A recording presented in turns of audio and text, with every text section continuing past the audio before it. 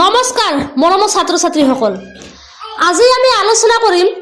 2024 বৰ্ষত অনুষ্ঠিত হ'বলগীয়া মেট্ৰিক পৰীক্ষাৰ কিছুমান গুৰুত্বপূৰ্ণ বিষয়ৰ ওপৰত আমি আজিৰ ভিডিঅ'খনত আলোচনা কৰিম তো আজিৰ ভিডিঅ'খন আৰম্ভ কৰাৰ আগতে তোমালোকলৈ মোৰ এটি ৰিকুৱেষ্ট তোমালোকে যি আমাৰ চেনেলত নতুন আহিছে চেনেলটো সাবস্ক্ৰাইব কৰি লবা আৰু যি ইতিমধ্যে চেনেলটো সাবস্ক্ৰাইব কৰিছা তেওঁলোকক ধন্যবাদ তো মৰমৰ ছাত্ৰ ছাত্ৰীসকল তোমালোকে হয়তো ইতিমধ্যে তোমালোকৰ নিজৰ এডমিট কাৰ্ড সমূহ তোমালোকৰ বিদ্যালয়ৰ পৰা লাভ কৰিছা তো তোমালোকে নিশ্চয় এটোও চাব পাৰিছা যে তোমালোকৰ 2024 বৰ্ষৰ মেট্ৰিক পৰীক্ষাৰ যিখন এডমিট কাৰ্ড সেইখন আগতীয়াকৈ যিবিলাক আগৰ পৰীক্ষা হৈছিল মেট্ৰিক পৰীক্ষা সেই সমূহৰ লগত সেই এডমিট সমূহৰ লগত তোমালোকৰ 24ৰ এডমিট কাৰ্ডখনৰ কোনো ধৰণৰ মিল নাই তো তোমালোকৰ এডমিট কাৰ্ডখন ভালদৰে পঢ়ি চাবা কেনে ধৰণৰ ৰুলছ তোমালোকক পৰীক্ষা দিবলৈ যাওঁতে মানিব লাগিব আৰু সময় লগতে তোমালোকৰ যিখন ৰুটিন আছে সেইখনো এডমিট কাৰ্ডখনত দিয়া হৈছে সো আমি এতিয়া আলোচনা কৰিম যিখন তোমালোকৰ এডমিট কাৰ্ডখনত কিছুমান এনেকুৱা নিয়ম দিয়া হৈছে সেই নিয়মসমূহ জানিব লাগিব আৰু লগতে তোমালোকে OMR শীটত কেনে ধৰণে পৰীক্ষা দিবা সেই বিষয়ে মই আগতে এখন ভিডিও দিছিলো জনে ভিডিওখন এতিয়ালৈকে চোৱা নাই চাই লবা যাতে তোমালোকে ভালদৰে পৰীক্ষাসমূহ দিব পাৰা তো আজি আমি আলোচনা কৰিম তোমালোকৰ এডমিট কাৰ্ডৰ বিষয়ে তো ইয়াতে তোমালোকে নিশ্চয় চাব পাৰিছা তোমালোকৰ যিখন এডমিট কাৰ্ড ইয়াতে কোৱা হৈছে board of secondary education Assam Assam মাধ্যমিক শিক্ষা পৰিষদ হাই স্কুল লিভিং সাৰ্টিফিকেট এক্সামিনেশ্যন 2024 আৰু এটা কথা হ'ল তোমালোকৰ 2024 বৰ্ষৰ মেট্ৰিক পৰীক্ষাই হ'ব অন্তিমটো মেট্ৰিক পৰীক্ষা ইয়াৰ পিছত কোনো ধৰণৰ মেট্ৰিক পৰীক্ষা অনুষ্ঠিত নহয় আৰু অন্তিম মেট্ৰিক পৰীক্ষাটোৱে OMR শীটত হ'বলৈ গৈ আছে ইয়াৰ আগতে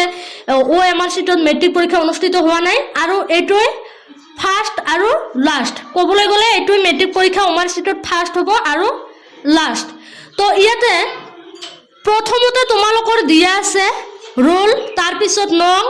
তাৰপিছত তোমালোকৰ যেটো সেন্টাৰ নেম হ'ব তোমালোকৰ যাৰ যত পঢ়িব যেটো বিদ্যালয়ত পঢ়িব হেটো বিদ্যালয়ত গৈ তোমালোকৰ পৰীক্ষা দিব লাগিব তাৰপিছত স্কুল নেম তাৰপিছত তোমালোকৰ ক্যান্ডিডেট নেম নিজৰ নেম তাৰপিছত দেউতাৰ নাম আৰু লগতে মাৰ নাম তাৰপিছত তোমালোকৰ ইয়াতে কিছুমান ৰুলছ দিয়া হৈছে তোমালোকে কি দৰে মেট্ৰিক পৰীক্ষা দিবা হয়তো তোমালোকে পঢ়িও চাইছা হয়তো সকলোৱে লাভ কৰিছা তোমালোকৰ নিজৰ এডমিট কাৰ্ডখন তো ইয়াতে আমি আজি আলোচনা কৰিম তোমালোকক যিসমূহ নীতি নিয়ম দিয়া হৈছে তোমালোকে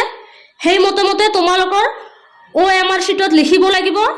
আৰু এটা কথা যে তোমালোকে যেতিয়া পৰীক্ষা দিব যাবা পৰীক্ষা হলত তোমালোকে 10 মিনিট আগতে প্ৰৱেশ কৰিব লাগিব ঠিক আছে তো ইয়াতে আমি ৰুলছ সম্পৰ্কে আলোচনা কৰিম কি ৰুলছ দিয়া হৈছে তোমালোকৰ তো ইয়াতে 1 নম্বৰ ইয়াতে আমাৰ মুঠ 6টা ৰুলছ দিয়া হৈছে নীতি নিয়ম দিয়া হৈছে ইয়াতে 5টা মিডিয়াম ব্যৱহাৰ কৰা হৈছে ঠিক আছে ইংলিশ হিন্দী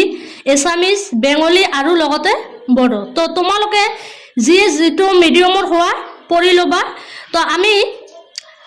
সব প্ৰথমতে ইয়াতে 6টা ৰুলছ দিয়া হৈছে নিয়ম দিয়া হৈছে 1 নম্বৰ বৃত্তবোৰ সম্পূৰ্ণকৈ কলা কৰিবলৈ কেৱল মাত্ৰ নীলা অথবা কলা ৰঙৰ বল পইণ্ট পেন ব্যৱহাৰ কৰিব লাগিব যেতিয়া তোমালোকে বৃত্তবোৰ সম্পূৰ্ণ কলা কৰিবা তেতিয়া তোমালোকে OMR শীটত বৃত্তবোৰ সম্পূৰ্ণকৈ কলা কৰিবা তেতিয়া তোমালোকে দুটা চিয়াহীৰ কলমহে ব্যৱহাৰ কৰিব পাৰিবা এটা হৈছে তোমালোকৰ নীলা আৰু এটা হৈছে কলা তাৰপিছত 2 নম্বৰ কোৱা হৈছে প্ৰতিটো প্ৰশ্নৰ উত্তৰৰ বিপৰীতে মাত্ৰ এটাকৈ বৃত্তহে কলা কৰিব লাগিব আৰু বৃত্তটো কলা কৰিলেহে মূল্যাঙ্কন কৰা হ'ব ইয়াতে কোৱা হৈছে যে প্ৰতিটো প্ৰশ্নৰ উত্তৰতে বিপৰীতে মাত্ৰ এটাকৈ বৃত্তহে কলা কৰিব লাগিব তোমালোকৰ প্ৰশ্ন দিয়া থাকিব আৰু OMR শীটত তোমালোকৰ কি কৰিব লাগিব 4টা অপচন দিয়া থাকিব তোমালোকে এটা প্ৰশ্নৰ 4টা অপচনৰ ভিতৰত এটাহে অপচন তোমালোকক কলা কৰিব লাগিব যদি 4টা অপচনৰ ভিতৰত A B C D যদি C নম্বৰটো হয় তেনেহলে অনলি এটা তোমালোকক C বৃত্তটোহে তোমালোকক কলা কৰিব লাগিব তোমালোকে কোনো ধৰণৰ তাত কোটাকটি নকৰিবা ঠিক আছে তাৰপিছত 3 নম্বৰত কোৱা হৈছে উত্তৰ এবাৰ চূড়ান্ত হিচাপে ক'লা কৰি দিয়াৰ পাছত কোনো ধৰণৰ হাল সলনি কৰিবলৈ দিয়া নহ'ব। তোমালোকে তাৰ কাৰণে তোমালোকক কি কৰিব লাগিব, তোমালোকে আগতে ভালদৰে প্ৰশ্নটো পঢ়ি ল'বা, প্ৰশ্নটোত কি হৈছে তাৰ পিছতহে তোমালোকে উত্তৰটো কৰিবা। কাৰণ যদি তোমালোকে চি বৃত্তটো ক'লা কৰিছা তাৰপিছত তোমালোকে কিন্তু এইটো কাটি দি ডিটো কৰিব নোৱাৰিবা। যদি কৰা তেনেহ'লে তোমালোকৰ নম্বৰ কটা যাব। চ' তোমালোকে এইখিনি বস্তু ভালদৰে পঢ়ি ল'বা, বুজি ল'বা, ঠিক আছে। তাৰপিছত 4 নম্বৰত কোৱা হৈছে কোনো ধৰণৰ খুচুৰা কাৰ্যৰ বাবে OMR পৃষ্ঠাটো ব্যৱহাৰ কৰিব নোৱাৰিব। কোনো ধৰণৰ খুচুৰা কাৰ্যৰ বাবে হয়তো তোমালোকে যদি কিবা ধৰণৰ বিশেষকৈ আমাৰ সায়েন্স আৰু মেথছৰ ক্ষেত্ৰত তোমালোকে কোনো ধৰণৰ তাত যদি কিবা এটা হিচাপ কৰি ওলোৱা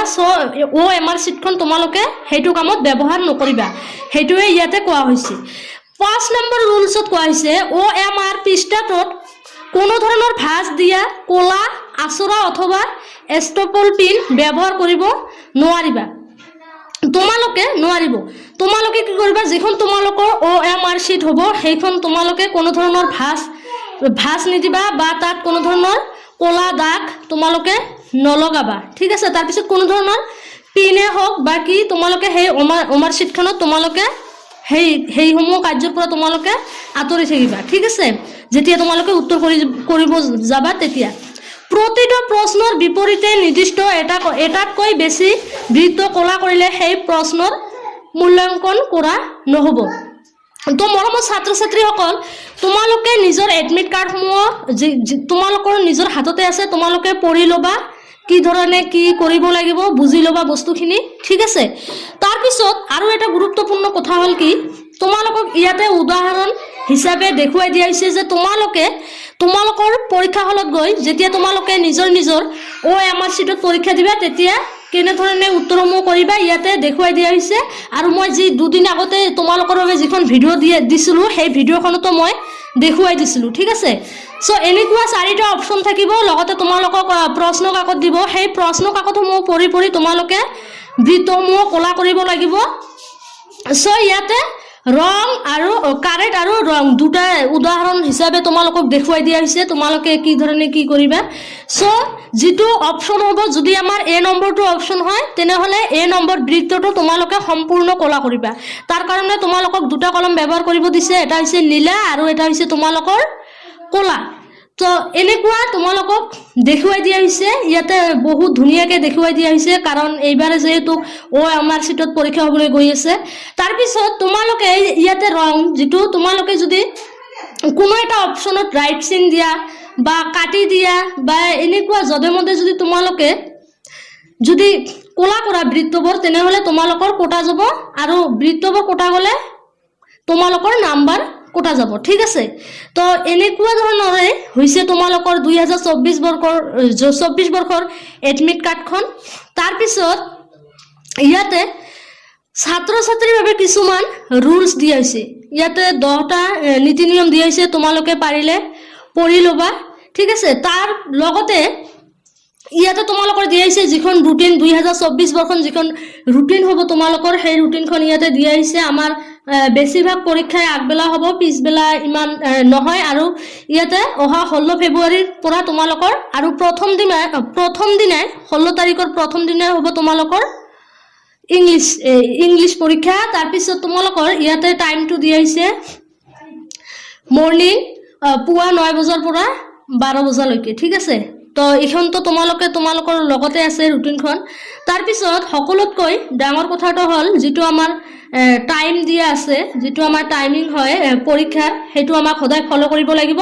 আৰু সদায় আমি পৰীক্ষা হলত 10 মিনিট আগতে প্ৰৱেশ কৰিব লাগিব। ইয়াতে সম্পূৰ্ণ ডিটেইলছখিনি দিয়া হৈছে।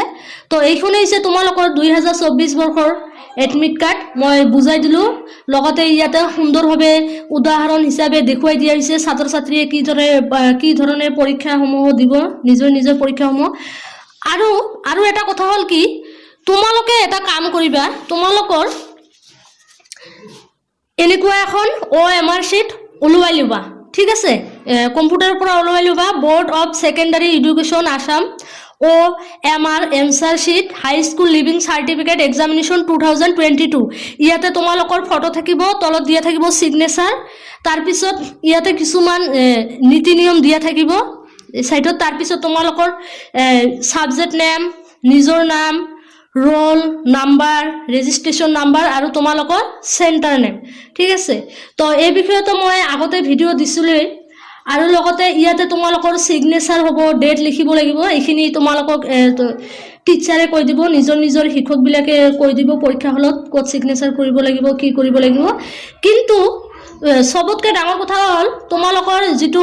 OMR শিটৰ পৰীক্ষা হ'ব এটো 1 ঘণ্টাৰ হ'ব আৰু বাকি যিবিলাক তোমাৰ দীঘলীয়া প্ৰশ্নৰ উত্তৰ লিখিব লাগিব হেসমূহ তোমালোকৰ 2 ঘণ্টাৰ ভিতৰত তোমালোকক লিখি শেষ কৰিব লাগিব তো OMR শিটৰ যেতিয়া তোমালোকে এনসাৰ কৰিবা তেতিয়া কিন্তু কোনো ধৰণৰ ভুল হ'ব নালাগে তাৰ কাৰণে আমি সাৱধানতা অৱলম্বন কৰা উচিত ঠিক আছে